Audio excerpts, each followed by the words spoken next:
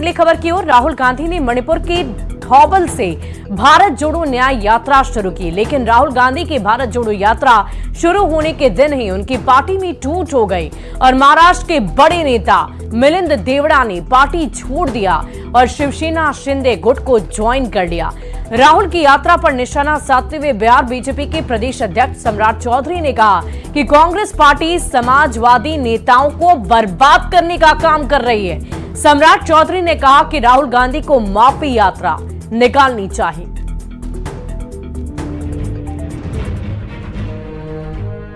आपके साथ मिलने का मौका मिलेगा, बातचीत करने का मौका मिलेगा, गले लगने का मौका मिलेगा भारत जोड़ो न्याय यात्रा में। तो मैं काफी खुशी से आपसे मिलने की तैयारी कर रहा हूं। करीब 1 साल बाद कांग्रेस नेता राहुल गांधी एक बार फिर सियासी यात्रा पर निकले हैं। इस यात्रा को भारत जोड़ो न्याय यात्रा का नाम दिया गया है। इसकी शुरुआत मणिपुर के थौबल से हुई, जिसका समापन 20 मार्च को मुंबई में होगा। इसमें राहुल 67 किलोमीटर का सफर तय करेंगे। राहुल की भारत जोड़ो न्याय यात्रा 15 राज्यों के 110 जिलों को कवर करेगी।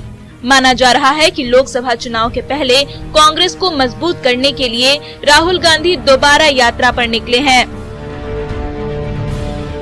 अब राहुल गांधी की यात्रा से कांग्रेस मजबूत हुई या नहीं, ये तो लोकसभा के नतीजे बताएंगे। लेकिन जिस दिन राहुल गांधी ने अपनी भारत जोड़ो न्याय यात्रा की शुरुआत की, उसी दिन कांग्रेस को जबरदस्त झटका लगा। महाराष्ट्र कांग्रेस के बड़े नेता और राहुल गांधी यंग ब्रिगेड के चर्चित चेहरा मिलिंद देवड़ा ने पार्टी छोड़ दी। मिलिंद देवड़ा ने पार्टी छोड़ते हुए शिवसेना शिंदे गुट ज्वाइन कर लिया।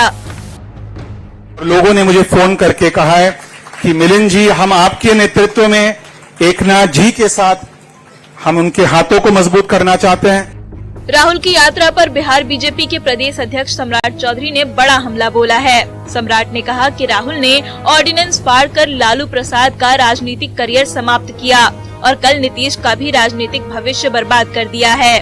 सम्राट ने कहा कि कांग्रेस पार्टी समाजवादी नेताओं को बर्बाद करने का काम कर रही है, इसलिए राहुल गांधी को माफी यात्रा निकालनी चाहिए। उनकी दादी जी और उनके पिताजी ने जिस तरह 50 साल तक इस देश पर राज किया और देश का विकास नहीं हुआ, इससे स्पष्ट है कि उनको माफी यात्रा निकालना चाहिए। राहुल गांधी अपनी यात्रा के जरिए अपनी छवि को चमकाना और कांग्रेस को मजबूत करना चाहते हैं, लेकिन राहुल गांधी की पहली भारत जोड़ो यात्रा से कांग्रेस कितनी मजबूत हुई, ये बताने के लिए हिंदी पट्टी के 3 राज्यों में हुए विधानसभा चुनाव के नतीजे काफी हैं। Bureau report, news 18। और राहुल की यात्रा से फर्क पड़ेगा क्या, ये एक बड़ा सवाल है। राजनीति में यात्रा का बहुत ही विशेष महत्व होता है। सियासी यात्रा से कई नेताओं को फायदा मिला है।